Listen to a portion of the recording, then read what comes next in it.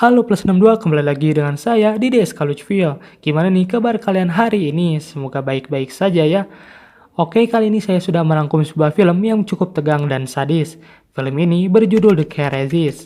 Film ini bercerita tentang suatu virus yang melanda sebuah kota yang membuat orang yang terinfeksinya menjadi bertingkah aneh dan haus akan darah seperti seorang psikopat. Sang sheriff di kota tersebut pun mulai melakukan investigasinya untuk mengungkap apa yang terjadi di kotanya tersebut. Berhasilkah sang sheriff mengungkap semua masalah ini? Kita langsung saja mulai alur ceritanya. Dan intro.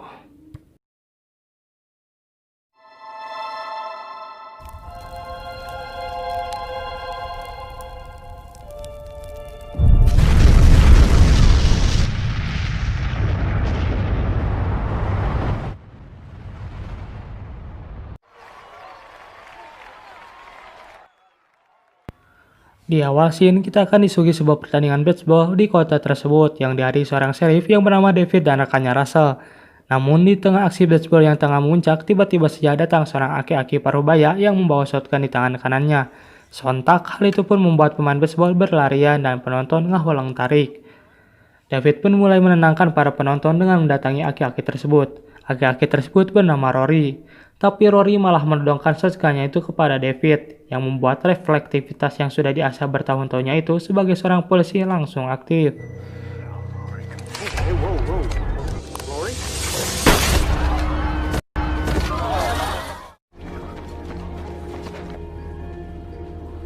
Dan film pun dimulai.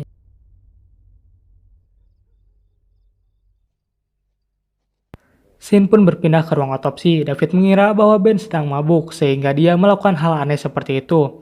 David pun menyuruh Jim untuk memeriksa kadar alkohol pada Rory. Full tox screen take about a week. Piggy here yet?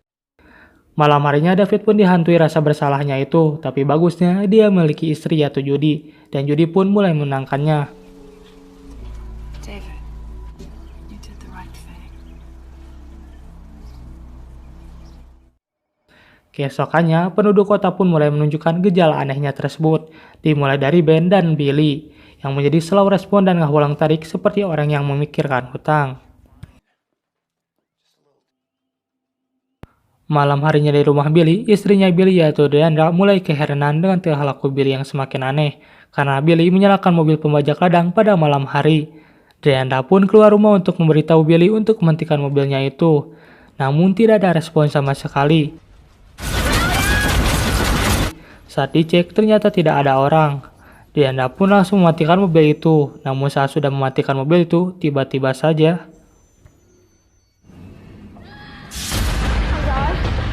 Deandra pun langsung lari secepat kilat menuju anaknya yaitu Nicholas. Sesampainya di sana, Deandra pun langsung membawa Nicholas untuk bersembunyi di gudang dan menanyakan apa yang sebenarnya terjadi. Nicholas pun menjawab bahwa itu ayahnya yaitu Billy yang sedang membawa pisau. He has a knife. Tanpa mereka berdua ketahui, ternyata Billy sudah mengetahui lokasi mereka berdua. Billy pun langsung ke atas untuk mengunci mereka, lalu membakar mereka hidup-hidup.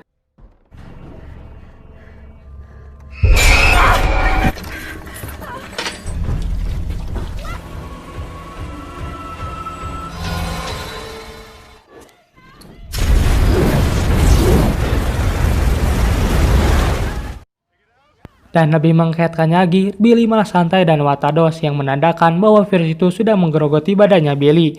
Sehingga Billy sudah menjadi orang yang haus akan darah seperti psikopat. Karena ulahnya itu, Billy pun dimasukkan ke dalam sel penjara.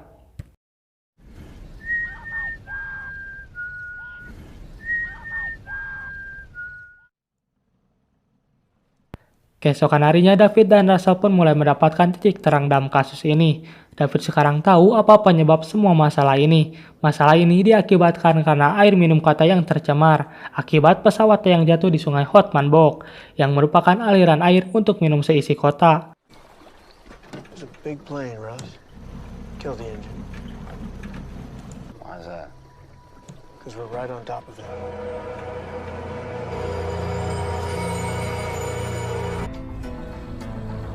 Lalu David dan Russell pun langsung ke rumah Pak Wali Kota untuk meminta izin menghentikan air untuk seisi kota.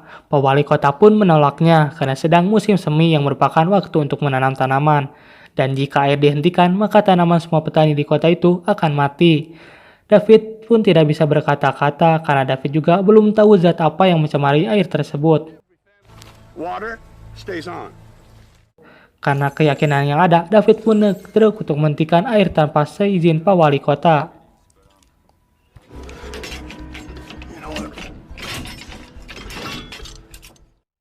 Setelah itu mereka pun kembali ke kantor polisi, namun ternyata keadaan Billy semakin memburuk. Mereka pun mencoba untuk memeriksa keadaannya, namun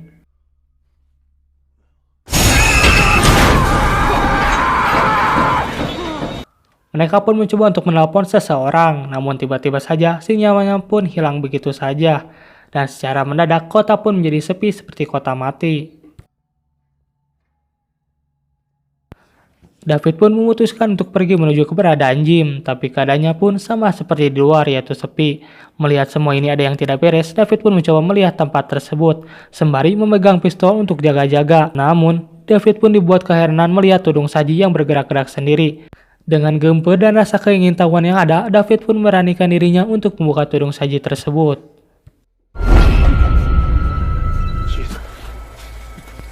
Ternyata itu adalah seseorang yang sudah dijahit di mata dan mulutnya. David pun mencoba untuk menolongnya dengan menggunting jahitan tersebut. Namun,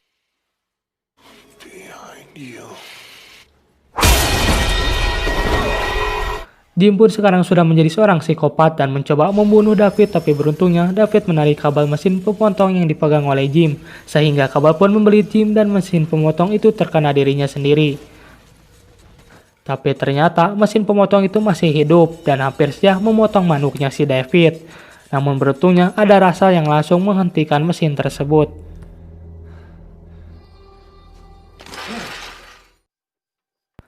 Malam harinya mereka yang tinggal di kota tersebut langsung ditangkap oleh pihak militer dan dibawa ke sebuah SMA yang sudah dirubah oleh pihak militer untuk karantina.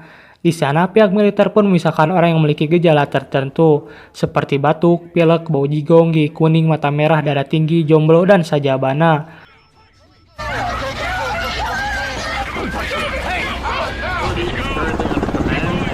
Namun naas, Judy katanya terinfeksi. David pun yang tidak terima dengan kenyataan tersebut mencoba untuk menyelamatkan Judy, tapi pihak militer malah memukulnya, sehingga David menjadi tak sadarkan diri.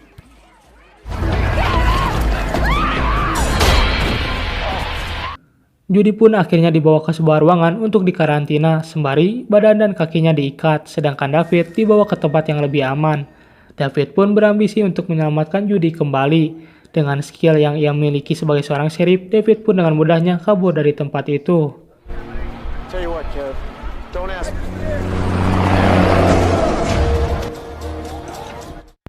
Namun kejadian tak terduga pun terjadi. Tiba-tiba saja pihak militer pun diserang, yang membuat semua orang menjadi murudul.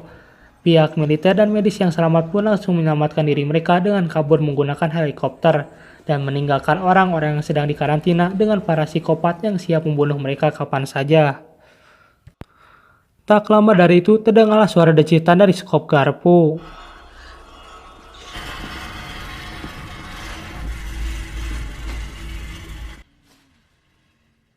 Dan itu adalah Ben yang sudah menjadi psikopat.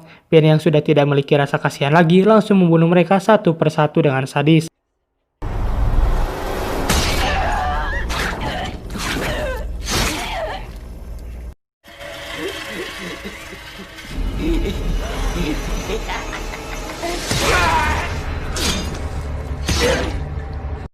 Dan saat giliran Judy akan dibunuh, tiba-tiba saja David dan Russell pun datang untuk menolongnya.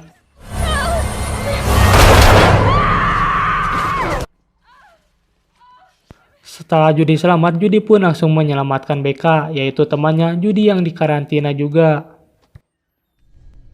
Mereka pun akhirnya memutuskan untuk pergi menuju pusat kota, karena satu-satunya tempat yang aman adalah di sana. Untuk mempersingkat waktu dan agar tidak berakhir cokor, David pun mengatakan untuk pergi ke rumahnya dulu, karena di sana ada mobil yang dapat digunakan menuju pusat kota. Singkat cerita, mereka pun sekarang sudah mengganti perjalanan mereka dengan menaiki mobil. Di mobil, Russell pun tiba-tiba saja menjadi lebih temperamental. David sedikit curiga bahwa Russell sudah terinfeksi, namun tiba-tiba saja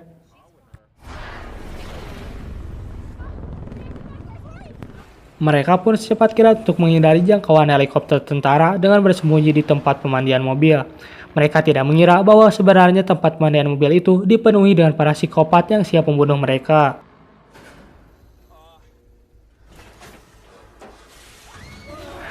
Mereka pun sekuat tenaga untuk melawan para psikopat itu. Dengan kekuatan ruas dan sieun, mereka pun akhirnya mampu menumpas mereka semua. Namun naas, mereka harus mati tergantung akibat si psikopat. Namun yang mengkehetkannya lagi, David malah lupa untuk masang rem tangan sehingga membuat mobilnya berjalan sendiri. Nyep.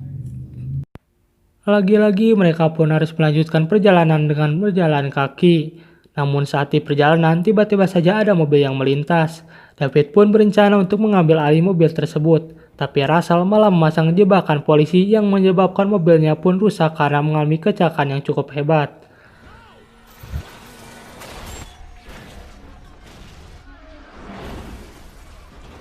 Dan ternyata yang menaiki mobil itu adalah komplotannya para tentara. Dan di sini fakta pun mulai terungkap bahwa sebenarnya isi kabin pesawat yang terjatuh di sungai Hotmanbok itu berisi senjata biologis yang bernama Trixie, yang merupakan senjata untuk menghancurkan suatu populasi. Dan tiba-tiba saja Russell pun membunuh orang itu. Nampaknya Russell sudah mulai terinfeksi dengan virus tersebut, sehingga membuat dirinya temperamental dan terbukti dia pun langsung mengambil alih perjalanan tersebut.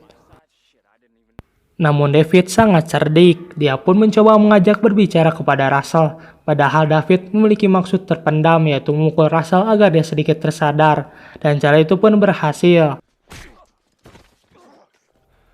All right, Emma. A little while longer. I'll walk with you guys. Dan mereka pun melanjutkan perjalanan mereka kembali. Malam harinya mereka pun harus mendapatkan hadangan lagi bahwa ternyata jalan menuju pusat kota diblokade oleh pihak militer. Russell pun yang merasa dirinya sudah terinfeksi rela mengorbankan dirinya untuk Judy dan David untuk mengecoh para tentara sehingga David dan Judy bisa melintas dengan aman. Come on, Chief. I'm done. I didn't mean that you two made it. Give me that. Pemeran film pun tersisa 2 orang lagi yaitu David dan Judy. Mereka pun akhirnya menemukan sebuah tempat makan yang di tempat parkirnya ternyata ada mobil Optimus yang bisa mereka kendarai. David pun mulai mencari keberadaan kunci mobil tersebut. Namun lagi-lagi mereka pun terhadang oleh para psikopat.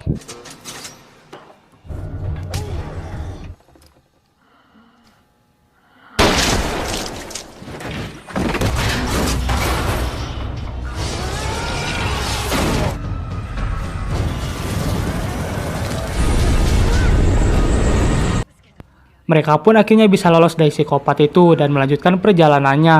Namun mereka hanya memiliki waktu 30 detik keluar menuju kota tersebut. Dan